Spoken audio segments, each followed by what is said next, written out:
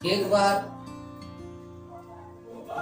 यीशु मसीह जब इस पृथ्वी पर चल रहे थे, जब इस पृथ्वी पर थे, तो बाइबल कहती है कि जब यीशु मसीह 30 साल के हो गए, तब उन्होंने लोगों को जा करके मिल के परमेश्वर के राज्य के बारे में बताना शुरू किया। वो लोगों के घर में जाते थे, एक गांव से दूसरे गांव में जाते थे, एक शहर से दूसरे शहर में जाते थे, एक देश से दूसरे देश तक भी हो जाते थे। और यही कारण है कि आज हम लोग यीशु मसीह के बारे में सुन रहे हैं। यीशु मसीह का एक चेला था जिनका नाम था थॉमस।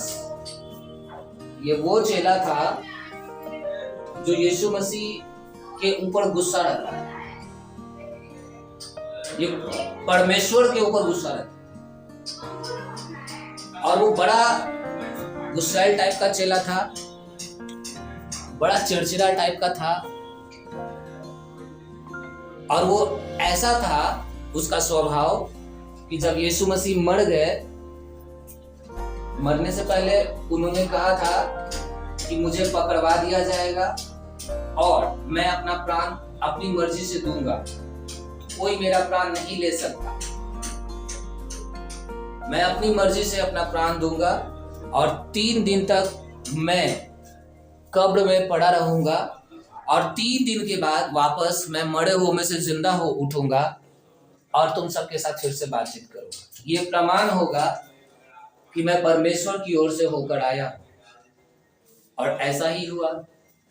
यीशु मसीह को लोगों ने पकड़ा, यीशु ने खुद को पकड़वाया वास्तव में, क्योंकि किसी के पास इतना सामर्थ्य नहीं था, इतनी शक्ति नहीं थी कि कोई उसको पकड़ सके। बाइबल कहती है कि जब लोग यीशु मसीह को पकड़ने के लिए आया तो आधी रात को वो लोग आया और उसके हाथ में तलवार और भाला था, क्योंकि 2000 साल पहले था ये समय।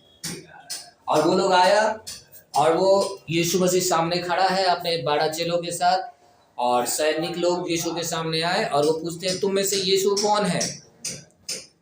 तो यीशु कहते हैं, मैं हूं। और जैसे ही वो कहते हैं मैं हूं, उनका शब्द सुन के जितना भी सैनिक आया था वो सब पीछे की तरफ गिर गया।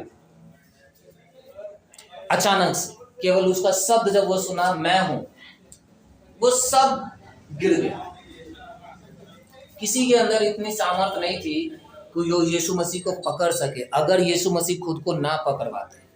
लेकिन उन्होंने खुद को पकड़वाया आपके लिए और हमारे लिए, ताकि हम लोग के पास एक बेहतर जीवन मिल सके। हम जो परमेश्वर को नहीं जानते हैं, हम परमेश्वर के प्रेम को जान पाए, हम परमेश्वर की दया को जान पाए। तो उनको पकड़वाया गया, उनको मार डाला गया क्रूस के ऊपर चढ़ाकर। उसके बाद यीशु मसीह को कब्र में दफना दिया गया। और अपने भविष्यवाणी के अनुसार, वचन के अनुसार, यीशु मसीह 3 दिन के बाद मरे हुए में से जिंदा हो गए। जिंदा होने के बाद सबसे पहले वो 2 औरत को दिखाई दी, और ये दोनों औरत पापिन औरत थी, गंदी औरत थी, बुरी औरत थी, जो व्यभिचार करती थी। और इन 2 औरतों को यीशु मसीह सबसे पहले दर्शन दिया, इसलिए क्योंकि परमेश्वर दिखाना चाहता था कि यदि आप सचमुच अपने हृदय से बदलना चाहते हैं, अपने पापों को छोड़कर, गुनाहों को छोड़कर परमेश्वर के पीछे चलना चाहते हैं, तो परमेश्वर आपके पिछले कामों को नहीं देखता है कि आप पहले कैसे थे, आपने कितना गंदा काम करा, कितनी बुराई करी, और आप कितने बड़े पापी थे और कितने बड़े दोषी थे। इससे परमेश्वर को मतलब नहीं है। वो कहता है कि यदि तुम आज बदलना चाहते हो तो मेरा अनुग्रह तुम पर होगा, मेरी कृपा तुम पर होगी, मेरी भलाई तुम पर होगी, और मैं भूल जाऊंगा कि तुम्हारा पहले का जीवन कैसा था। ये बात दिखाने के लिए 2 औरतों को दिखाई दिया यीशु मसीह। और वो 2 औरतें जाकर के यीशु मसीह के 12 चेलों को बताई कि यीशु मसीह को जहां पर दफनाया गया था वो कब्र खाली है, वहां पर कोई नहीं है, लगता है वो जी उठा है। इस तरीके से कहानी चला।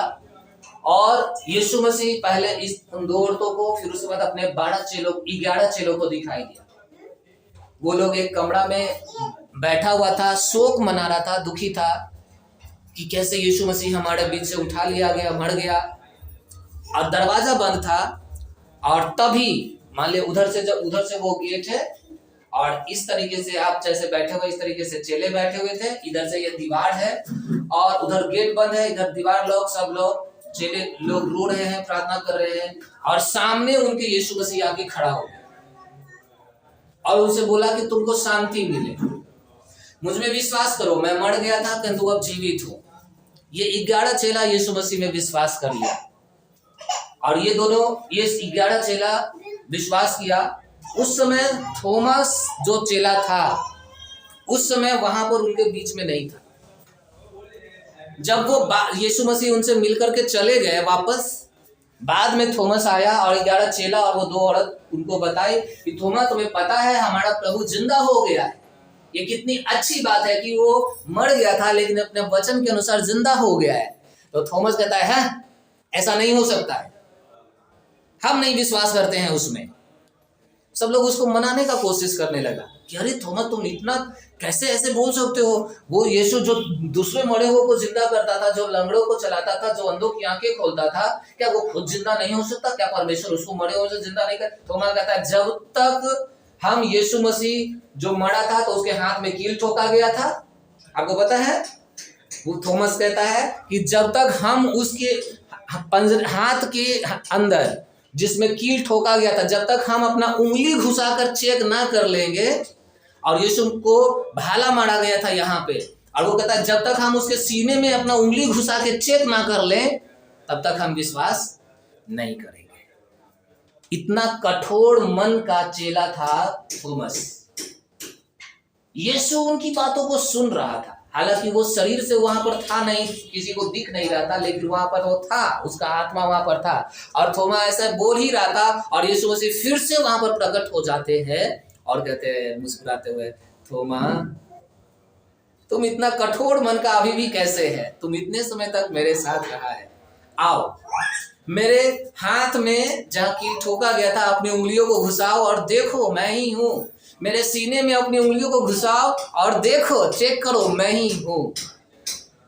थोमा जब ये बात सुनता है और यीशु को देखता है, उसका आंख में आंसू भर जाता है, दबदबा जाता है वो, और तुरंत वो यीशु मसीह के पैर के ऊपर गिर पड़ता है, रोने लगता है और कहता है हे मेरे प्रभु, हे मेरे परमेश्वर, मुझ पर अनुग्रह कीजिए कि मैं आप में विश्वास कर सकूं। यीशु मसीह कहता है थोमा तुम मुझे देख कर और जांच करके तुम मुझ पर विश्वास करते हो, लेकिन धन्य है वो लोग जो मुझे देखेंगे नहीं और मुझे जांचेंगे नहीं, लेकिन मुझ में विश्वास करेंगे। हालेलुया।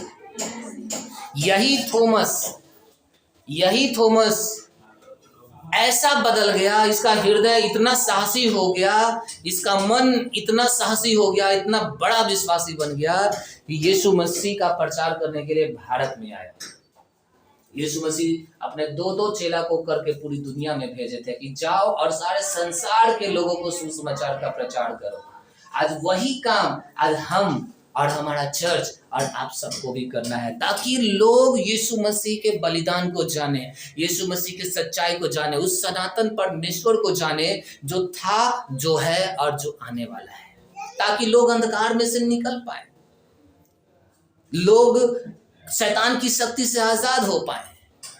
अब ये थॉमस जब भारत देश आया तो इतना आसान नहीं था यहाँ पर प्रचार करना,